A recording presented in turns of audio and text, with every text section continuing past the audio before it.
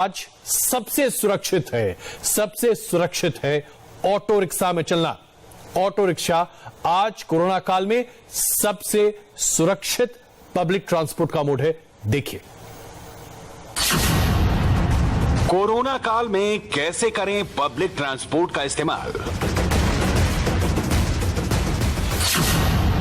AC taxi में corona संक्रमण का कितना खतरा।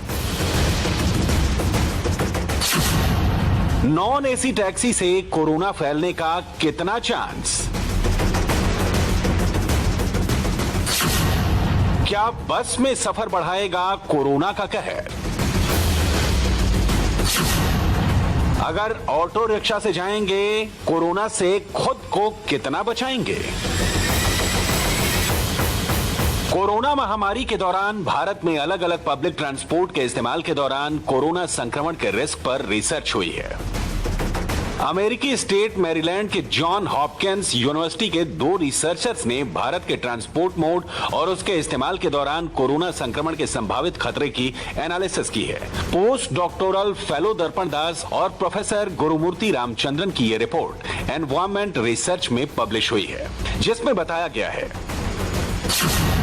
कोरोना काल में सबसे ज्यादा संक्रमण का खतरा एसी टैक्सी से सफर करने से है। उससे कम खतरा नॉन एसी टैक्सी से खिड़की खोलकर चलने में है। खुली खिड़की वाली बस से यात्रा करने पर संक्रमण का खतरा नॉन एसी टैक्सी से भी कम है। वहीं ऑटो रिक्शा से सफर करने में सबसे कम खतरा है। लेकिन ऐसा नहीं है कि ऑटो रिक्शा में आप बिल्कुल सेफ हैं। ऐसा तब होगा जब आप मास्क पहनकर सफर करें, यात्रा के दौरान सोशल डिस्टेंसिंग का ख्याल रखें, सैनिटाइजर का इस्तेमाल करें। जहां सावधानी घटी तो दुर्घटना के घटने के चांस बढ़ जाएंगे। रिसर्च में पाया गया है कि ऑटो रिक्शा में यात्रा के दौरान कोरोना संक्रमण का खतरा बाकी सभी पब्लिक ट्रांसपोर्ट के मुकाबले सबसे कम है। रिसर्च के मुताबिक ऑटो में ड्राइवर समेत 5 लोग बैठे हैं और उनमें से अगर कोई भी एक कोरोना संक्रमित है तो बाकी के 4 लोगों में कोरोना संक्रमण की आशंका बस में सवार लोगों की तुलना में कम है। इसकी वजह है ऑटो में लोगों के पास बैठे होने के बावजूद वेंटिलेशन का अधिक होना। ऑटो के मुकाबले बस में सफर करने पर कोरोना के संक्रमण का खतरा कितना ज्यादा है, रिसर्च में इसे भी बताया गया है।